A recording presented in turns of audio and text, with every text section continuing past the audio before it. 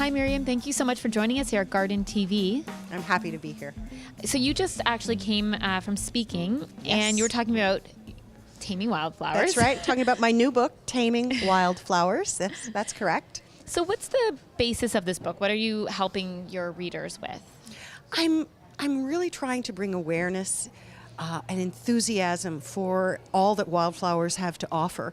I teach people how to grow them from seed, which is really easy. Okay. I teach people how to garden with them and how to make incredibly beautiful bouquets with them. Wow. And also DIY wildflower weddings. I was going to ask, because Yeah. wildflower weddings, I feel that's like super trendy now too, because it's got this like a little bit of a retro feel, but also a bit of that like country feel. I don't know how to describe it, but I've seen it. Like I live in California, and in Palm Springs, I see a lot of wildflower weddings, and it's so beautiful. It's a very like free. It just feels free and natural and filled with beauty and joy, as weddings should be. What are popular bouquets for weddings, like from wildflower collections? Oh gosh, it really varies. There's really, if you're going to generalize, two different styles. One is really, really bright, vivid colors, bright oranges and reds and yellows. And then the other is soft colors, very subtle whites and creams and very, very light purples.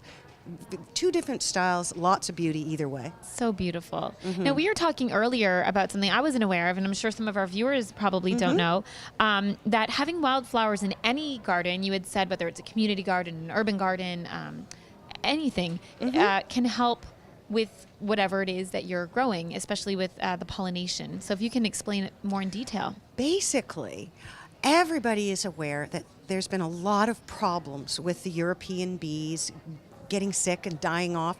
No one's quite figured out why, but we know it's a big problem. But it turns out that the native pollinators have been hanging around on the planet for literally thousands of years, evolving with the wildflowers. Wow. And so the native pollinators turn out to be stronger, hardier, and more vigorous than the European honeybees. And so what happens is we need to eat. Yes. But we also need to make sure the pollinators eat. Yes. And what they like to eat and need to eat is wildflowers. Okay.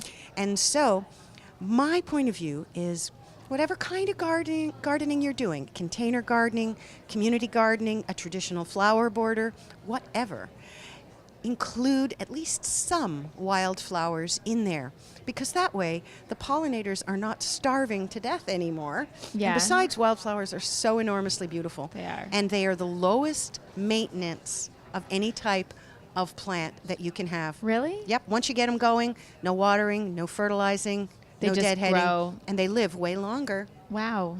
So why doesn't everyone have wildflowers in their garden? That's why I wrote this book, because I really, really want to share the beauty and ease that wildflowers bring to everyone. Well, thank you so much for chatting with us. We were just talking to Miriam Goldberger, author of Taming Wildflowers, and we're here at the Northwest Flower and Garden Show in beautiful but chilly Seattle.